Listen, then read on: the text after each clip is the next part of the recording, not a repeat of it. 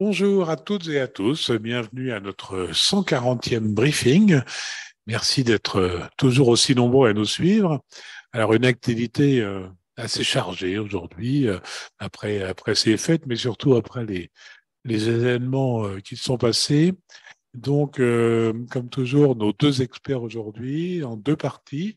Arnaud va nous parler essentiellement des questions de drones, voilà, et puis ensuite Igor nous emmènera sur les chemins plus lointain de la diplomatie mondiale, voilà, toutes ces choses-là.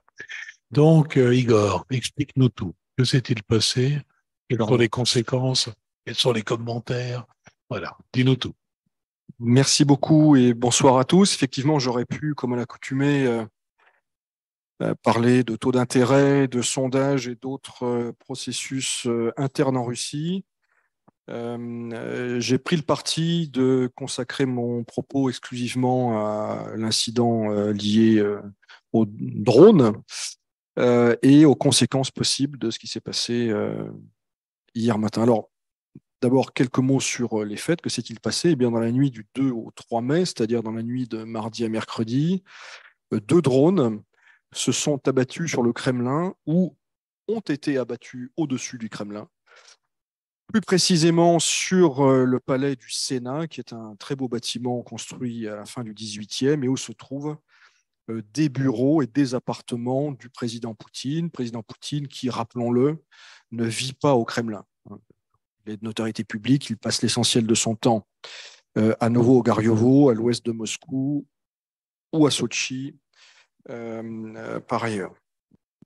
Alors, ce qui est intéressant aussi, c'est que l'information a été divulguée avec un décalage d'une dizaine d'heures, c'est-à-dire en début d'après-midi hier, et assez rapidement, de nombreuses vidéos ont circulé qui ne laissent aucun doute sur la réalité de l'incident. Il y avait d'ailleurs de très nombreux témoignages de riverains qui avaient vu ou entendu des choses bizarres dans la nuit de mardi à mercredi dans le centre de Moscou. Alors, quelles ont été les premières réactions officielles en Russie? Eh bien, hier après-midi, Dmitri Peskov, porte-parole du Kremlin, a qualifié ces événements d'attaques terroristes qu'il a attribuées à l'Ukraine et il a par ailleurs évoqué une tentative d'assassinat de Vladimir Poutine. Et dans la foulée, le comité d'enquête a ouvert une enquête criminelle au titre d'actes terroristes. Alors, il faut, me semble-t-il, revenir sur le contexte dans lequel est survenu cet incident. Le contexte, quel est-il? D'abord, une recrudescence des attaques ukrainiennes sur le territoire russe ces derniers jours, ces dernières semaines. Quelques exemples parmi d'autres, des stockages de carburant, des raffineries ont été ciblées par des drones dans les régions de Krasnodar et de Rostov notamment. Des lignes de chemin de fer ont été sabotées dans la région de Bryansk. On a par ailleurs le souvenir d'attaques de drones assez spectaculaires ces derniers mois sur deux bases militaires stratégiques au sens où elles abritent des bombardiers stratégiques à Ryazan et à Engels. Engels étant d'ailleurs situé à plus de 700 km de la frontière ukrainienne. On se souvient aussi, et on sait qu'il y a, je veux dire, une stratégie ou une tentation du coup d'éclat côté ukrainien. Et là, je fais évidemment référence à l'attaque contre le pont de Crimée au lendemain de l'anniversaire du président russe. Autre élément de contexte, c'est l'attente de la contre-offensive ukrainienne qui, selon certains, comme M. Prigogine, aurait déjà commencé, et l'attente par ailleurs des commémorations du 9 mai, fête dont on connaît l'importance en Russie. Alors, au-delà de la première réaction de Peskov, quelles ont été les autres réactions en Russie, en Ukraine, en Occident? En Russie, tout d'abord, hier soir, l'ancien président Medvedev, qui aujourd'hui est numéro 2 du Conseil de sécurité nationale, a déclaré qu'il n'y avait, je cite, d'autre choix que l'élimination physique du président Zelensky. Le président de la Douma d'État, Vyacheslav Volodine, a quant à lui exigé l'utilisation, je cite, d'armes capables d'éliminer le régime de Kiev. Et dans un registre encore plus virulent, les commentateurs et les fameux blogueurs militaires qui, notamment sur Telegram, ont appelé à des représailles à la mesure de l'offense faite à la Russie. L'Ukraine, de façon assez classique, a démenti. L'Ukraine nie être à l'origine de ce qui s'est passé à Moscou. Les réactions américaines sont à la fois nombreuses et intéressantes. Le secrétaire d'État Blinken, peut-être que Igor y reviendra un peu plus tard, a dit hier, et ça a été très mal pris en Russie, qu'il laissait à l'appréciation de l'Ukraine les moyens de se défendre et de reconquérir son territoire. Ça a été perçu à Moscou comme une sorte de carte blanche blanc-seing donnée à Kiev pour toute opération, y compris celle qui s'est passée dans la nuit de mardi à mercredi. Un peu plus tard, les Américains ont dit qu'ils n'avaient eu aucune information sur un départ de drone, un lancement de drone. Et ce matin, le fameux, certains diront tristement, mais l'Institut of Study of War met sur la table l'hypothèse d'une attaque finalement orchestrée, voire mise en œuvre par la Russie. Cette publication a fait beaucoup de vagues, y compris d'ailleurs parmi les commentateurs militaires occidentaux qui trouvent de plus en plus comment dire, contestables certaines évaluations de cet institut américain. La France, enfin, par la voix de Madame Colonna, ministre des Affaires étrangères, a parlé ce matin à la radio d'un épisode étrange et mystérieux, sans aller plus loin dans la description ou l'analyse de ce qui s'est passé. Donc on entend une petite musique en Occident qui remet un petit peu en doute la version russe. Moi, je vais vous donner mon avis personnel qui n'engage que moi pour le coup et pas la Chambre, je tiens à le préciser. Je ne crois pas un instant à l'hypothèse d'une attaque du Kremlin par l'armée russe ou par des services russes pour plein de raisons. D'abord parce que c'est très risqué à tout point de vue, mais également parce que si l'on reprend les arguments de ceux qui mettent ça sur la table, la Russie n'a pas besoin en réalité de faire monter la tension pour justifier je ne sais quelle frappe qu'elle conduit déjà en réalité. Ça me rappelle, toute proportion gardée, ce qu'on avait entendu à l'automne dernier autour de la centrale de Zaporizhia, où à l'époque on disait les Russes sont à l'origine des bombardements, alors même qu'ils se trouvaient sur le site de la centrale. On a appris un peu plus tard qu'il y avait des combats et qu'il y avait eu une tentative de débarquement ukrainienne sur le site, qui avait d'ailleurs été repoussée. Quant à la position ukrainienne, encore une fois, à titre très personnel, ça rappelle beaucoup ce qui s'est passé après l'affaire Dugina. On se souvient qu'en août dernier, beaucoup de commentateurs, y compris sur les plateaux de télévision français, avaient glosé sur un règlement de compte entre services russes, tentative de déstabilisation. Le SBU et l'Ukraine avaient démenti et finalement, il s'est avéré que c'était bien l'Ukraine qui était à l'origine de cette opération. Donc, je pense, à titre personnel, encore une fois, que le plus vraisemblable, c'est bien qu'une attaque de drone a eu lieu, de drones lancés par des Ukrainiens. Alors, est-ce que c'est depuis le territoire ukrainien ou par des groupes présents sur le territoire russe? On le saura parce que tout sort en Russie. Toutes les informations, en réalité, sortent. J'observe que certains sites et certaines structures de recherche anglo-saxonnes spécialisées sur les trajectoires, l'analyse des vidéos, considèrent cette hypothèse comme la plus probable et l'une d'entre elles d'ailleurs travaille pour Bellingcat et donc on ne peut vraiment pas être soupçonné de complaisance à l'égard du Kremlin. Alors, quelles sont les conséquences possibles de cette attaque? Premier scénario, qu'il n'y ait pas de conséquences. Finalement, certains disent, sans désoler, dans les cercles ultra-patriotiques russes, la Russie n'avait pas réagi après l'assassinat de Madame Dugina, n'a pas réagi après l'explosion à Saint-Pétersbourg qui a coûté la vie à ce blogueur militaire, Len Tatarsky. Personnellement, ça me semble peu probable, au vu de la charge symbolique très importante. Hein. On a tous vu ces images de flammes juste sous le drapeau russe. Au sein du Kremlin, il me semble peu probable que la Russie ne réagisse pas. Quid? Alors, pourquoi pourquoi une réaction donc? Parce qu'il y a un enjeu symbolique fort. L'une des choses qu'il faudra suivre également, évidemment, c'est la réaction de l'opinion publique. Alors, l'opinion publique dont on sait qu'elle est à des degrés divers, plutôt favorable, en tout cas, elle soutient dans l'ensemble la politique du président. Il n'y a pas d'opposition massive à l'opération spéciale en Ukraine, c'est comme ça qu'on l'appelle en Russie.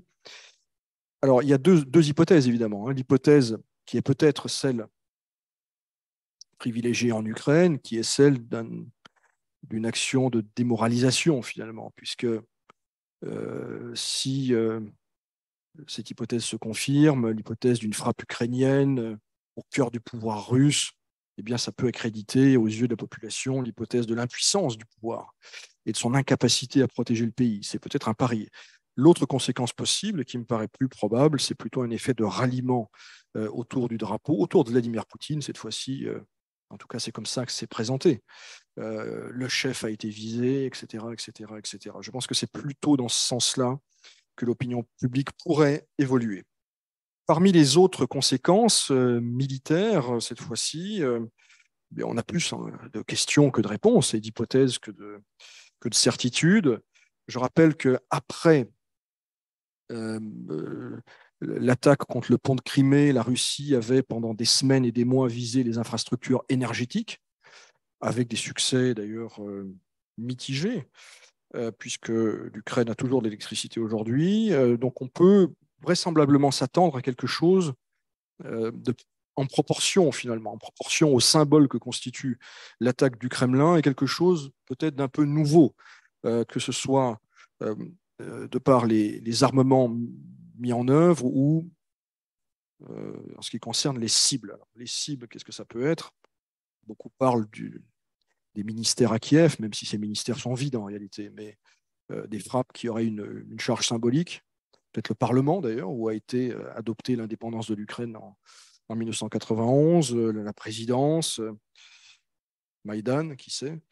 Tout ça est à suivre. Il y a une hypothèse qui, en revanche, me paraît très peu probable. Je la mentionne parce qu'elle elle a circulé hier, y compris sur des médias sérieux, l'hypothèse d'une rétorsion nucléaire. Je ne crois pas qu'à ce stade, évidemment, la Russie ait recours à l'arme nucléaire tactique ou stratégique en réponse à ce qui s'est passé.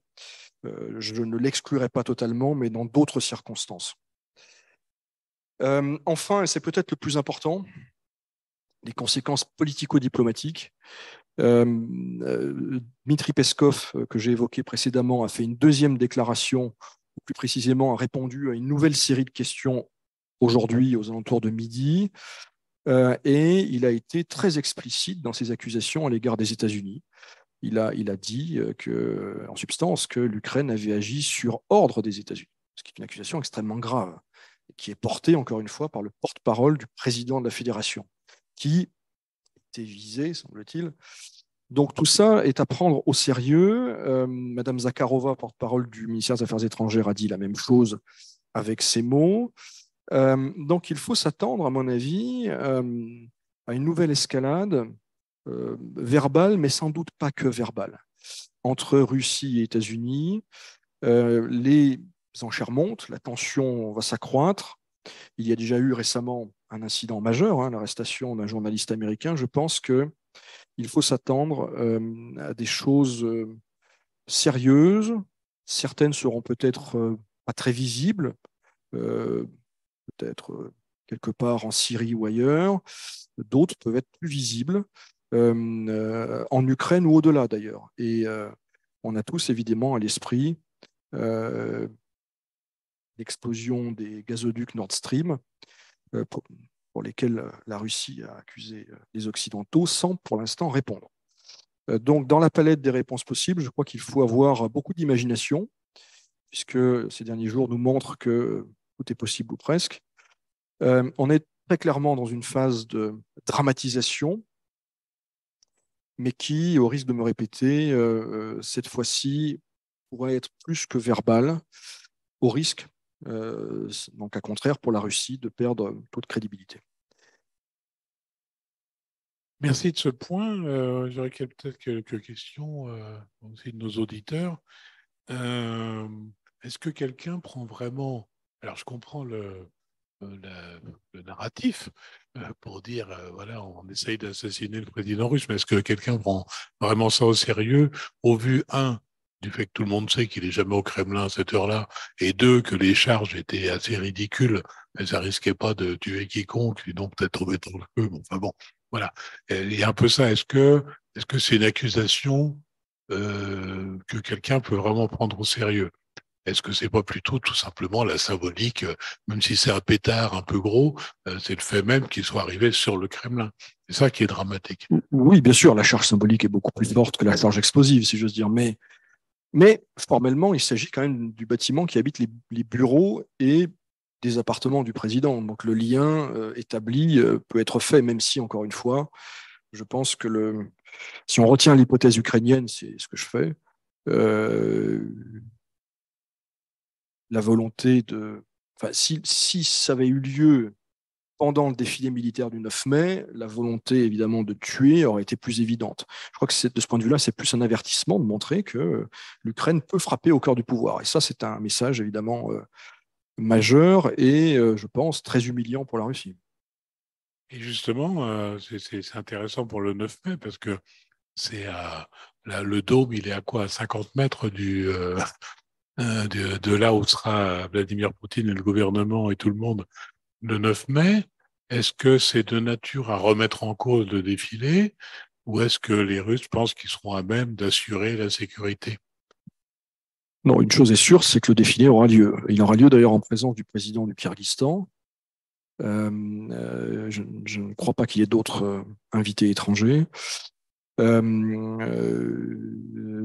et ça peut être d'ailleurs l'occasion pour Vladimir Poutine, dans ce contexte-là, d'apparaître comme quelqu'un encore une fois, de courageux physiquement et de montrer, enfin, ça peut quelque part aussi aider, renforcer le message russe qui, à mon avis, en parallèle, sera soutenu par des mesures militaires de rétorsion. Et est-ce qu'une des conséquences pourrait être encore un- un nouveau renouvellement des têtes militaires qui ont laissé se produire cet incident qui est tout de même assez humiliant pour la Russie? Alors, c'est ce que demandent beaucoup de gens dans la mouvance nationaliste, euh, et sans y croire vraiment, en réalité. Alors là encore, on a tous à l'esprit, beaucoup d'entre nous en tout cas, ont à l'esprit 1987, Mathias Rust, qui se pose sur la place rouge à l'époque. Le ministre soviétique de la Défense avait démissionné ou avait été démissionné par Gorbatchev et beaucoup de responsables de la défense antiaérienne soviétique avaient été limogés. Force est de constater que depuis le 24 février 2022, à quelques exceptions et pas vraiment pour des raisons d'échec militaire en réalité, peu de têtes sont tombées au ministère de la Défense ou dans le système sécuritaire russe. Ce qui peut s'expliquer par, je dirais, une réticence de Vladimir Poutine, qui va bien au-delà d'ailleurs des dossiers militaires, à trancher ce type de questions sous pression ou sous la force des événements. Et c'est une tendance que les observateurs de la Russie ont relevé il y a longtemps. Poutine n'aime pas dans la précipitation ou faire tomber les têtes. Il aime donner du temps au temps, pour paraphraser un autre président, et recaser les gens de façon générale. Donc je ne pense pas, sauf peut-être à un niveau très subalterne, qu'il y aura des changements spectaculaires au sein du ministère de la Défense et des structures chargées de sa protection. Alors, une de nos auditrices les plus fidèles nous pose une double question. Les drones étaient fournis à l'Ukraine par qui? Alors l'OTAN, mais cela ne pourrait pas permettre à la Russie de considérer que l'OTAN l'a attaqué. Et par ailleurs, quelle réaction des pays non occidentaux comme la Chine, l'Inde, etc.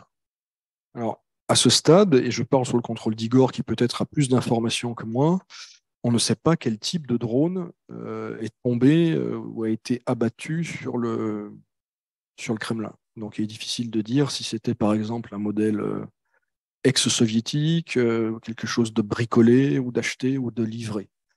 Donc, je ne peux pas répondre à la première question. Pour ce qui est des réactions des pays non occidentaux, la seule à cette heure, enfin significative, c'est celle de la Chine, alors même que le ministre Lavrov rencontre son homologue chinois aujourd'hui même. Eh bien, la Chine a appelé les parties à éviter toute décision, tout comportement qui pourrait mener à une escalade. Alors, un auditeur plus facétieux nous dit, est-il possible de se faire porter pâle pour une personne invitée sur les gradins le 9 mai? Tout dépend de votre niveau. Merci. Bien, on va fermer attendez, juste alors, une question assez théorique. Est-ce que ça aurait pu être une attaque pour discréditer la médiation chinoise? Encore une fois, on peut imaginer plein de choses, hein. Il y a plein de théories du complot. J'observe d'ailleurs que les théories du complot, de façon générale, sont réprouvées, sauf quand il s'agit de la Russie. Alors, que les choses soient claires, il y a des complots en Russie, il y a des complots ailleurs, mais parfois, et il faut évidemment rester ouvert à toutes les hypothèses. En tout cas, c'est ce que nous faisons à l'Observatoire, parce qu'on ne peut pas éliminer a priori les hypothèses. Et après, il faut évidemment accumuler les informations, analyser et se faire son propre avis en fonction de notre expérience. Donc, a priori, pourquoi pas. Mais les choses, souvent, paradoxalement, les plus simples sont les plus crédibles. Nous ferons bien entendu référence à notre ami Rocard qui avait une phrase définitive sur le sujet. Igor, on va te passer la parole. Donc, je crois que tu as pas mal de choses à nous dire. Je crois que tu voulais également répondre à des questions qui ont été posées sur la hotline, donc n'hésite pas. Et donc, on t'écoute avec attention. Et il y aura d'autres questions d'ailleurs qui sont déjà arrivées, qui seront probablement de ton ressort. À toi. Merci Gilles, bonjour à tous. Alors je vais poursuivre donc ce briefing par la rubrique diplomatie ou ce qu'il en reste, avec tout d'abord le déplacement du président Zelensky hors d'Ukraine, premier déplacement en Finlande à Helsinki hier, où il a rencontré son homologue finlandais et avec des entretiens qui ont porté, comme on l'imagine, principalement sur l'assistance que la Finlande peut apporter à l'Ukraine. Il a également rencontré hier, dans le cadre de ce déplacement très scandinave, les premiers ministres suédois, norvégiens, danois et islandais. Et là aussi, le sujet des discussions ont été le soutien que peuvent fournir ces pays à Kiev. M. Zelensky a poursuivi son déplacement aujourd'hui aux Pays-Bas, où il est arrivé donc ce matin. Il a rencontré le Premier ministre hollandais ainsi que le ministre des Affaires étrangères. Et cet après-midi, il a donc prononcé un discours à La Haye, dans l'enceinte de la Cour pénale internationale. M. Zelensky a réclamé l'institution d'un tribunal spécial international donc en relation avec le conflit en Ukraine. Donc là-dessus, rien de très surprenant, et il essaie donc de prolonger, je dirais, la dynamique après donc le mandat d'arrêt qui a été émis par la Cour de justice internationale donc contre le président russe. Donc déplacement de M. Zelensky. Deuxième information, toujours en lien avec les institutions internationales en quelque sorte, c'est un vote qui est intervenu à l'Assemblée générale des Nations unies le 26 avril dernier, qui a fait couler beaucoup d'encre, puisque dans ce vote, eh bien, les actions de la Russie en Ukraine sont décrites, je cite, comme des agressions, comme une agression. Et donc, c'est ce qui a tout de suite fait couler beaucoup d'encre, puisque la résolution a été votée par 122 pays, dont la Chine, l'Inde, l'Arabie saoudite, l'Arménie, le Kazakhstan également. S'y sont opposés 5 pays, sans surprise, la Russie, le Nicaragua, la Biélorussie, la Corée du Nord et la Syrie, et avec une abstention de 18 pays, dont l'Afrique du Sud, l'Iran et le Kyrgyzstan. Et dans les absents, ceux qui ont fait politique de la chaise vide, il y avait 48 pays, ce qui n'est pas rien. Alors ça, c'est, si vous voulez, pour le tableau. Maintenant, quand on regarde de quoi il s'agit plus précisément, on s'aperçoit que les choses sont quand même bien plus nuancées, puisque le titre, la résolution ne portait pas en tant que telle sur l'Ukraine, la Russie, l'agression, etc. Ce n'était pas le sujet en réalité du texte. Le texte, qui est un texte de 11 pages, une proposition de résolution de 11 pages, est intitulé « Coopération entre l'Organisation des Nations Unies et le Conseil de l'Europe ». Donc, il n'a rien à voir. C'est un texte qui, en tant que tel, ne condamne pas, donc entre guillemets, l'agression, hein, mais emploie simplement ce terme pour décrire la situation qui est créée par la guerre en Ukraine. À cet égard, il y a eu alors, cette situation qui est décrite dans le texte comme un défi sans précédent, évidemment, hein. Il y a eu un autre vote lors des débats autour de ce projet de résolution sur justement l'emploi de ce terme agression dans le 9e paragraphe, préambule, hein, si vous voulez, du texte, qui a donné lieu à une toute autre configuration en termes de vote et de pays qui ont voté, puisque lors de ce deuxième vote, donc, qui portait sur la validation ou pas de l'introduction de ce 9e paragraphe qui contenait le terme litigieux, hein, d'agression, là, évidemment, le rapport des votes est tout à fait différent, puisque on votait 80 pays ont voté pour, 10 pays ont voté contre. Alors, en plus des précédents, on peut relever qu'il y a le Soudan, qui est d'actualité en ce moment, et l'Iran qui ont voté contre. Abstention, 48 pays, dont la Chine, l'Inde, l'Égypte, la Tunisie, le Vietnam et un tas d'autres pays. Et la chaise vide, 54 pays. Autrement dit, il y a peu de monde finalement qui s'est prononcé pour. Ce deuxième vote a été validé, la résolution est passée, et dès lors, ça a donné lieu ensuite au vote sur l'ensemble du texte. Je vous ai donné les résultats tout à l'heure, et là, évidemment, des pays comme la Chine, l'Inde, etc. ont voté. Il ne faut pas maintenant sous-estimer, évidemment, les positions prises par ces pays sur le vote final. Évidemment, pour des votes, quand on regarde les votes du Kazakhstan et de l'Arménie, ça peut interpeller, le vote de la Chine aussi, mais il ne faut pas non plus surinterpréter. C'est peut-être un moment pour ces pays à peu de frais. Finalement, je rappelle le titre du texte, hein, Coopération entre l'Organisation des Nations Unies et le Conseil de l'Europe. C'était à peu de frais un moyen pour ces pays peut-être de faire sentir que voilà, ils prenaient un peu de distance à l'égard de la Russie, aussi bien pour Pékin que pour l'Arménie, et chacun trouvant évidemment un moyen un peu de régler ses comptes.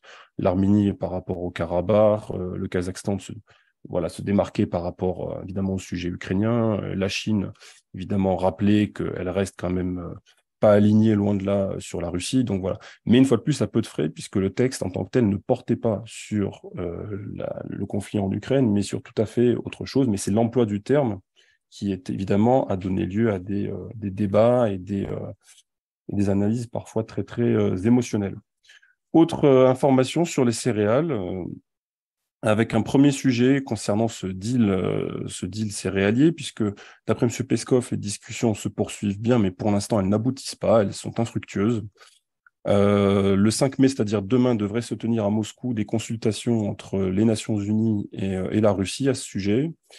De son côté, la Turquie a fait savoir que des discussions seraient en cours pour reconnecter la banque Rosbank au SWIFT. Je rappelle que c'était une des conditions posées par la Russie pour reconduire l'accord sur les céréales, hein. Donc, j'avais donné dans une séance précédente la série de conditions posées par la Russie.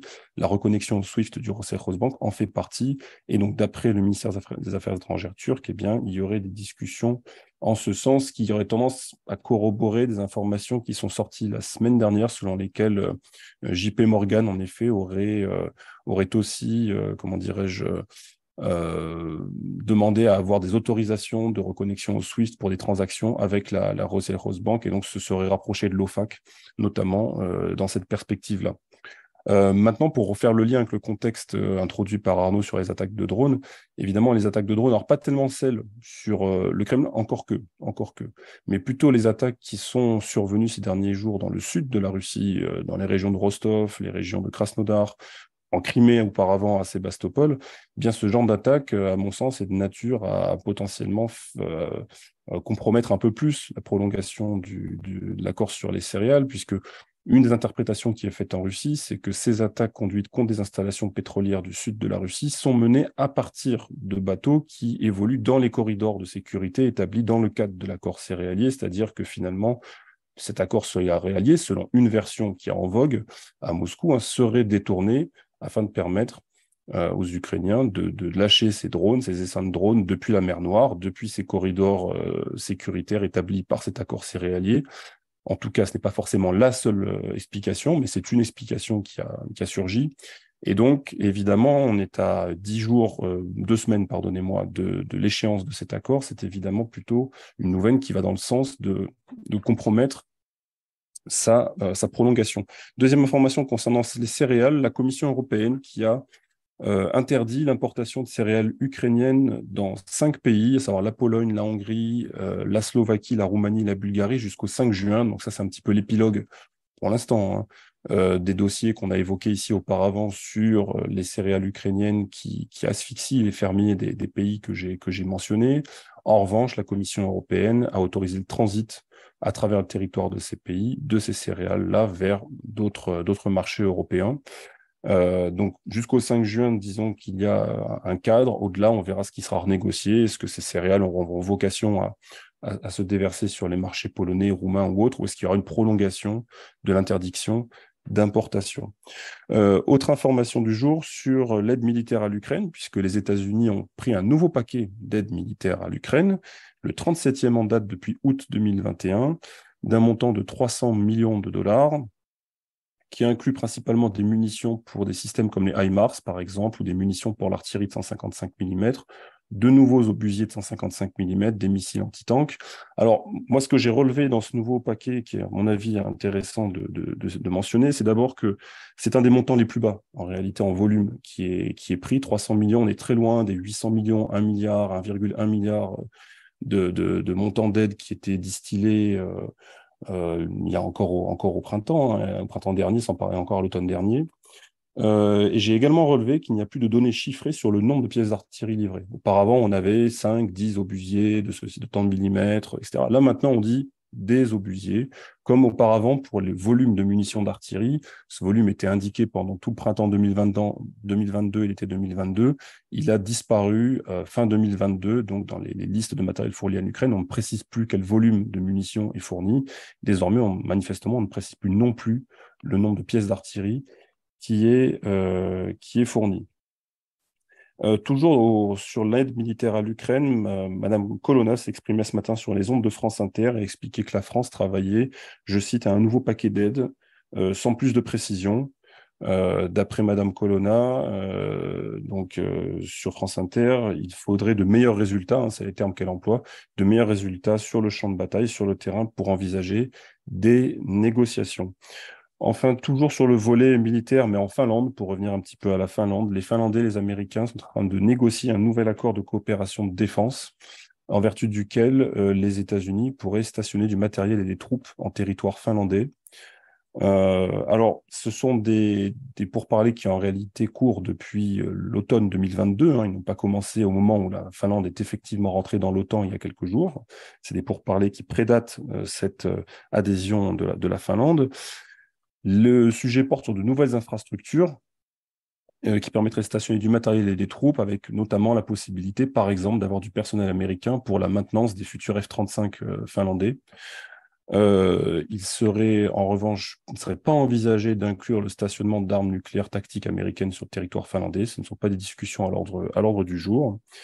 Et des discussions similaires ont actuellement cours entre les États-Unis et la Suède et le Danemark pour, là aussi, envisager le déploiement de bases américaines permanentes potentiellement dans ces pays.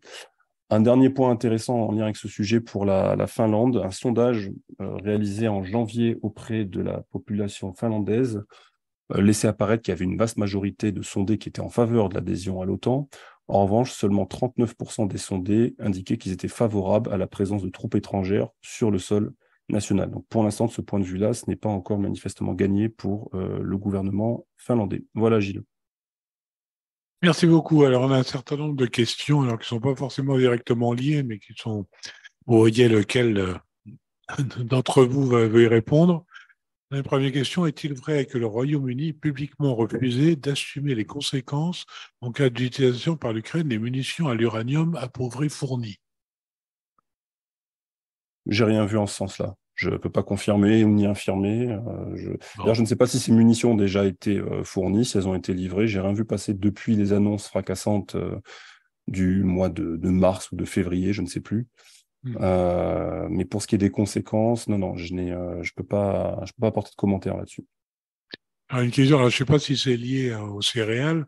Question qui nous dit les économies de l'Est, Hongrie, Pologne, Roumanie, sont-elles en train de s'effondrer?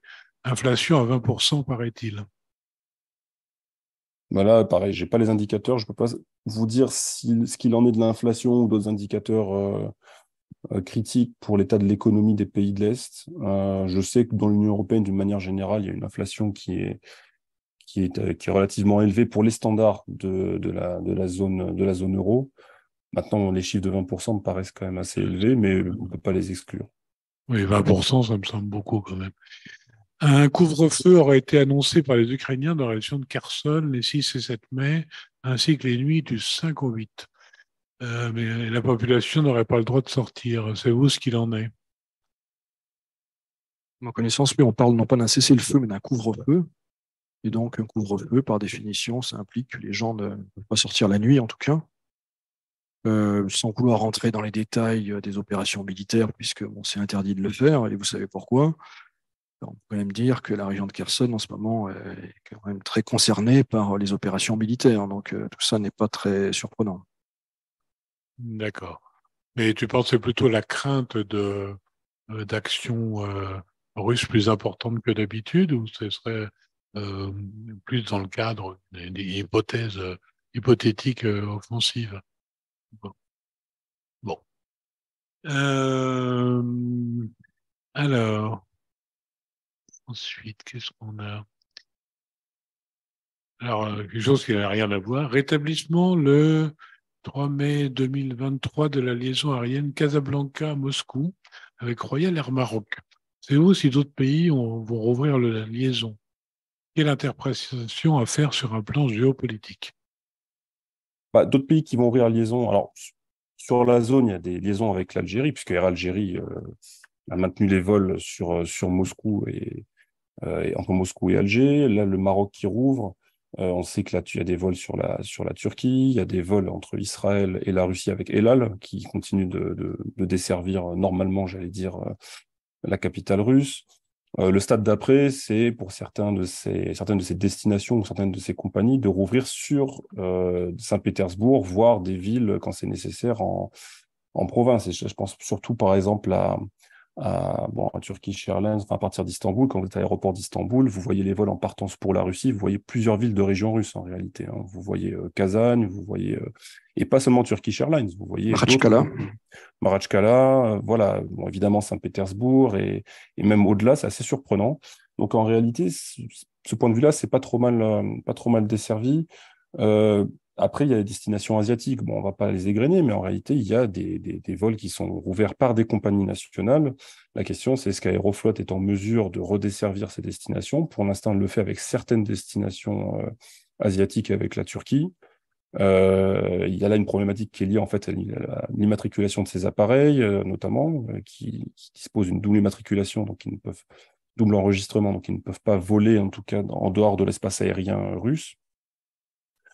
Maintenant, est-ce que sur la zone, il y a d'autres destinations qui vont s'ouvrir? Là, en l'occurrence, l'Afrique du Nord, je peux pas vous le dire. Et resterait la Tunisie. Bon, est-ce que c'est justifié dans le cas de la Tunisie? Je suis pas certain. En tout cas, il y a du tourisme, mais c'est peut-être pas suffisant. Oui, les liens entre le Maroc et la Russie sont bons, malgré des différences sur le Sahara occidental, mais il n'empêche que ce sont des liens qui sont en développement, notamment au plan économique. Donc oui, ça peut s'expliquer par ceci. Il y a du tourisme aussi, peut-être que les Marocains vont essayer de récupérer, hein. C'est possible, hein. On est au mois de mai, il y a la belle saison qui va arriver, donc c'est aussi un moyen peut-être d'attirer une clientèle. Mais il y a un autre sujet en lien avec les liaisons aériennes, c'est Air France. C'est Air France qui s'est plaint auprès du président Macron, eh bien, du fait qu'il y aurait une concurrence déloyale de la part des compagnies chinoises qui vont rouvrir sur la France des liaisons aériennes. Et concurrence déloyale, pourquoi? Parce qu'elles peuvent emprunter l'espace aérien russe et donc gagner, je sais pas, une heure et demie, peut-être 2 heures de temps de vol, moins de kérosène, des billets plus compétitifs.